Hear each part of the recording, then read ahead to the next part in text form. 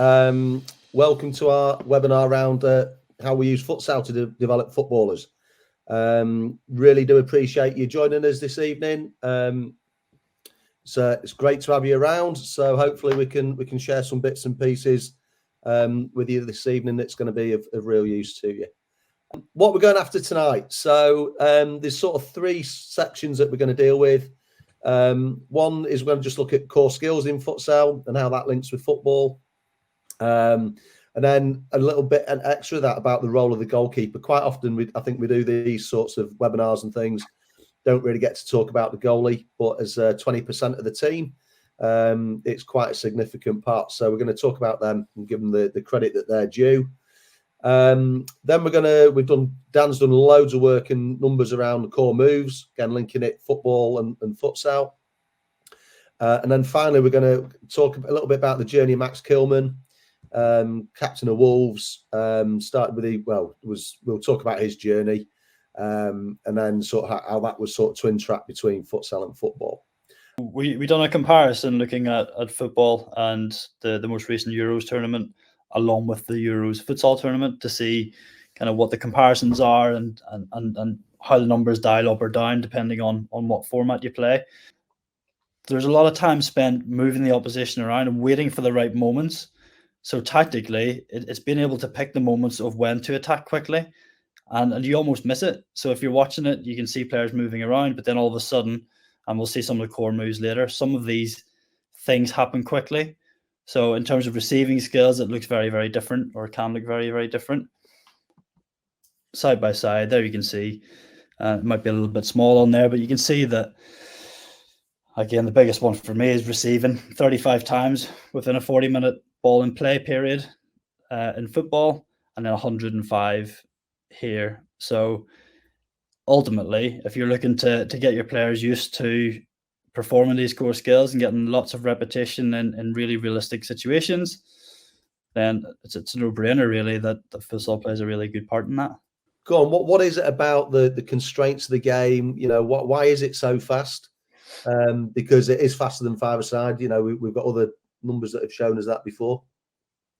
So yeah, I think the size of the court, obviously, with it being smaller distances, you get under pressure a lot quicker, which means I think you have to. It's not just the technical aspects; it's the perceptual skills and the cognitive processing to be able to recognise what situation you're in based on the ball, opponent, teammates, time, space, and scenario. If you to process where you are at any point under pressure in a tight space area, to make the decision and then to execute it with good technical sort of precision, there's a lot of processes to do from a very early age. And so I think it starts with that high repetition of, you know, understanding the game as well. And what, you know, the fact that you're limited to only having 5 fouls and a half, or in the futsal, in the Premier League stuff, I think it was 3 fouls. What impact did that have on the out of possession stuff as well? Your children have to, like, because the game lends itself to being quite dual based, you know, and so obviously the more effective kids can sometimes regain possession just through brute strength, but like you're teaching the kids around timing, you know, timing, positioning, how you intercept, how you regain the ball without fouling. You know, some of our boys that get success just from strength to win the ball back in football, they weren't able to do that in futsal. They had to be more skillful around being patient, noticing the right time. Actually, if I know the attacker's got their ball on the furthest foot away and their body's in the way, I can't just go through the ball. I've got to try and think about how I'm going to delay them, how I'm going to come, which side I'm going to try and win the ball with. So yeah, that was a big thing we spoke to our boys around the weekend around, and generally you talk about quite a lot in futsal, and particularly in the flow of the game and managing the game. Those fouls cost us a few results, you know, because we end up having penalties against us, and equally we won a few games and got a few results for that reason too. So yeah, there's some, yeah, I mean the way it was played a couple of weeks ago, the level was so high that all of the things that you're sharing here, Dan, all came out, you know, with and without the ball. Mark, what are you seeing, you know, in terms of finishing? What's the toe poke gets quite a bit of coverage. I'm not sure all goals are toe pokes by any stretch of the imagination. I'm thinking the shape of the goal. What does that lend itself to? Yeah, no, definitely. I think there's a few things. I think one, the size of the court. Realistically, once you're entering in the final third, especially central areas, there's always the chance of a shot on goal. So I think there's the amount of time where the game is in dangerous areas is greater. Typically, the distances between other opponents and the goalkeeper generally are tight. Smaller distances.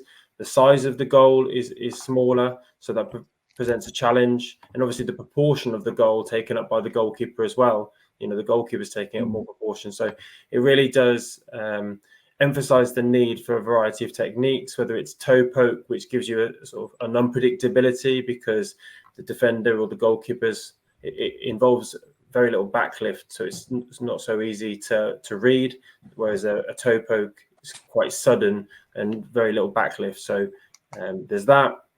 Ross, how much time are you spending on finishing just generally across the game? I'm just thinking, how much of your program is around that sort of stuff? It's a hard bit, isn't it? Yeah, we have it in pretty much everything, goal scoring and goal stopping. I think it's quite an ongoing theme throughout our weeks.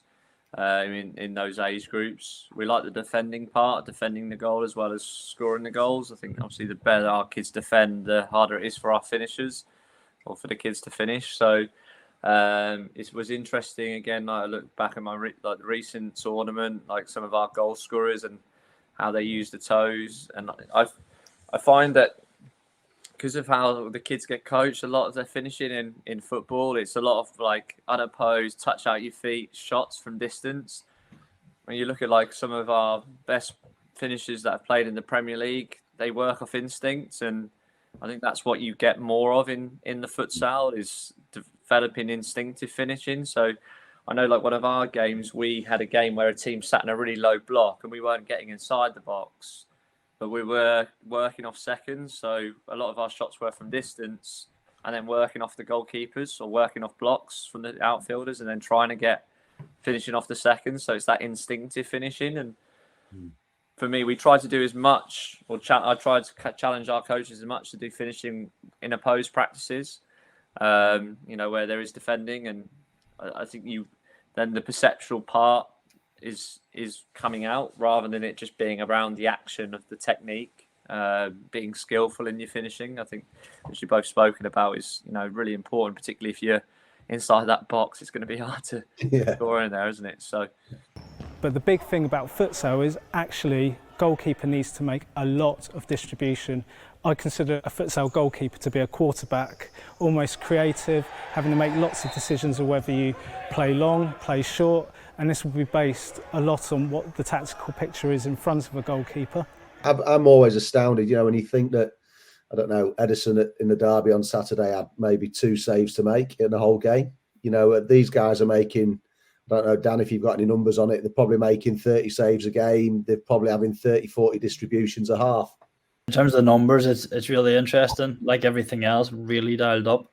So if we look at the final between Russia and Portugal, across the 2 goalkeepers on average, they were getting the ball 42 times. So 42 distributions.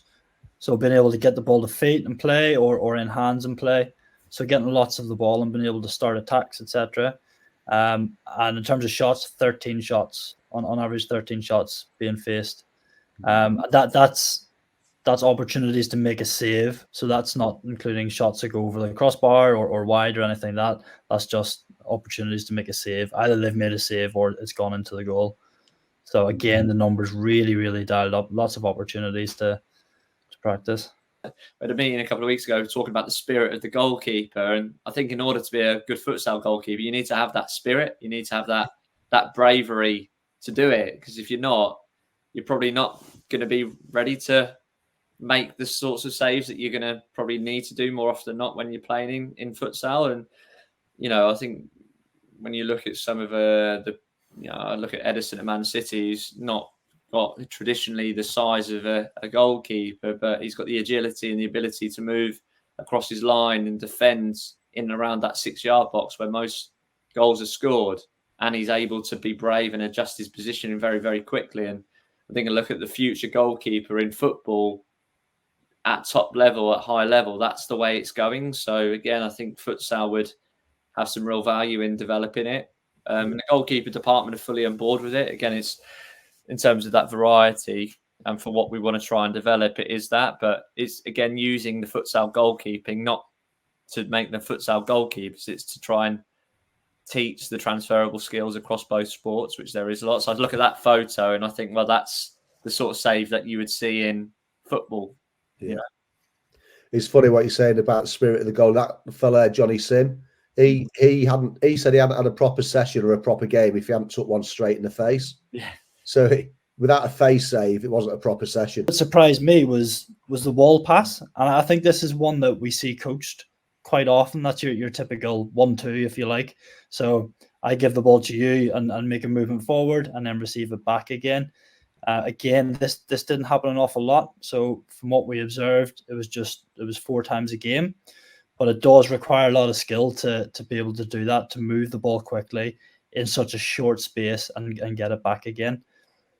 If we look here at the top, the most common was a lending pass. And what we mean by a lending pass is I have the ball, I give it to you, and I get it back again. I'm not breaking any lines. I'm not penetrating the opposition in any way. And the key purpose of that really is to move the opposition around, to keep the ball moving. If I stay on the ball, chances are I might get pressed. If I give it to a mid and then get it back, that might create a little bit of space somewhere else. So often these lending passes actually create opportunities for some of the other core moves to come out a little bit later on. I think futsal naturally, again, lends itself to having to use your teammates, but it will probably be quite chaotic to begin with. I look at our 12s and reflecting upon how they played futsal at under 9s compared to how they play futsal now. There is a lot more 2 and 3 player moves compared to what it was when they first started. And I would imagine as you progress through into the YDP, because of their awareness of space and others, and not just the person on the ball, but players off the ball, how they can drag players out of space and support that player in possession with their movement, it then ends up becoming a lot more tactical. And that was one of the great things about it, like the other week talking, it was quite a tactical game, whereas at 9s and 10s, it is much more of a skills-based game in terms of dribbles, shots. This is, you've got a lot more passes, a lot more possession-based. And that we did our own stats from it, what we collated, and it was quite interesting seeing that in the stats that we got. Mark, we spent a lot of time, haven't we, working on core moves with the players. Go on, why in futsal? Why is it so important? What's your thinking behind that? I think a lot of what we've spoke about, futsal gives you fundamentals that you can apply to the game of futsal and any invasion game, really. And ultimately, it's interaction. Everything is an interaction between 2 players. Even if in a 1-to-1 situation, you have a player drawing away to create the space. And everything else where you've got 2 player moves to create essentially an overload. That's all you really need is a 1v1 or 2 players to create those sort of games within the game, if that makes sense. And I think going back to the numbers that it shows, you're not doing core moves for the sake of doing core moves. It's very much based on how the defense is defending. So my guess would be, based on the numbers, if you've got a defensive team that's defending half court, a bit like Ross alluded to, if you've got a team half court, zonal or mixed defending, and there's quite a lot of cover, then playing into space in order to draw people to a central area to then play around makes a lot of sense. So based on the data, you might have more teams where you're actually seeing them lend the pass to make the team go narrow to then play over or around. Whereas in other matches, you might see actually there's more wall passes because the space is in behind because the opposition has pressed you full court man to man. So it's not just doing core moves for the sake of it, because sometimes you see a lot of unopposed combination play with 2 or 3 players, but it's also the realism of doing it against defenders and understanding, are those 2 or 3 players defending man to man or zonal or mixed, and then therefore which core moves do you choose? Is the space central or wide? There's lots of sort of reading of the game to be taken into account. And then something we hear quite a lot about is, you'd have seen in the futsal version before, there was a little lifted pass. And the lift's really good because it gives a little bit of time. Well, it takes longer for the ball to travel, so which gives time for the player to move. So again, it's really hard to, if it's on the floor, that just gets blocked by John Stones. The fact that it's gone over his knee, it's a really tricky one for him to block in any sort of way. So, it's the same touch, the outside of the foot. There's a bit of backspin on it, so if it had bounced, it's not going to run away from the player. And that's like a stock pass and a stock move in futsal. And then we're seeing it, in the FA Cup last week. Just to sort of highlight again around about Max Kilman, who's captain at Wolves at the minute. His journey was through. He was a schoolboy player at Fulham. Got released at 13 or 14, not particularly big. Went from being one of the better players at 9 or 10 to being released. Then played as part in the futsal program for being about 17, but twin tracked. So he was playing at Maidenhead and was playing futsal for us at the same time. Fascinating thing is I think he's the last player that's gone straight from non-league to the Premier League. There's only one done it in the last 10 years. So quite unique in that respect. But actually he was doing other stuff while other players might have been, playing in academies and being a scholar. So again, the numbers, he was our best technician. Didn't look like it because he was going through a massive growth spurt at the time. But our numbers that we had on him backed him up, rarely gave away possession, was the most impactful player in and out of possession. So, and he was a real go-to. He is that Batman futsal. You can't go back to the goalie. So there's that extra pressure about needing to play forward all the time. He would be willing to be able to. I think he grew another 3 inches after finishing with playing for us and going to Wolves. So he was in a growth spurt at this period. But again, he's looking, he's searching. Ross talked about that before, and then he has got that switch, and we see an identical pass in a minute when he starts playing football. I think what Max is really good at, ultimately, football in its simplest form, you can either attack round, over, or through. And Max is very good at identifying where the opportunity is. So when a team's very narrow and where the space is, so there's some good ones of him aware that it's very congested and the space is out wide. And then there's times where he knows that he wants to narrow teams off to then play around. And then there's another clip coming up where there's a lending pass which draws people in to play over. He's very good at identifying how to attack in order to play forward passes.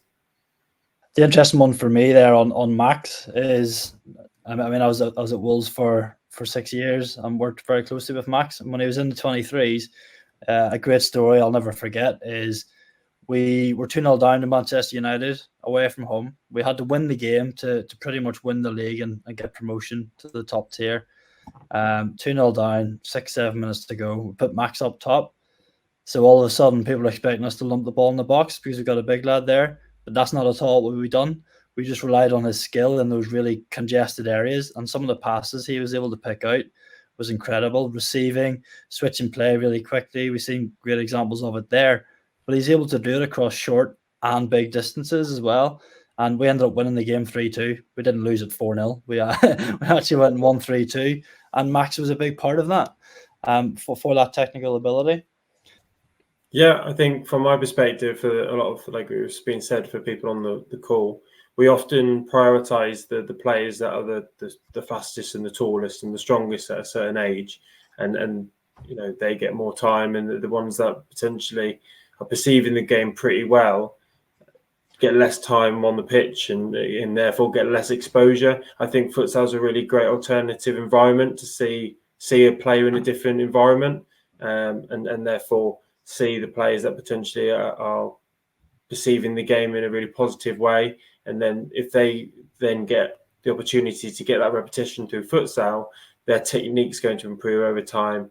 And then ultimately they're going to develop and excel as well. So it's going to make both players technically better, but also make their sort of perceptions and decisions better as well, related to the 6 capabilities ultimately. I've got the futsal bug. I've got it. So, but I think for someone that hadn't have played it as a young, when I was younger, having coached it and been involved in it over the last sort of 10 years, I think every time we've dipped our toe in it, or the players have given it a go, or coaches have given it a go, they've more often than not have all said, we need to do this more. Very rarely have I heard someone say, oh no, this is no good for the kids. It's always more like, actually, this is a really good part of the program and we need to do this more. And I mean, a couple of weeks ago, we got our children to shape the coaching program for the academy and get some feedback around what they want the syllabus and stuff to look like. And vast majority of them said we want to do futsal again on Saturdays, and we're not doing it at the moment because of how much they enjoyed it.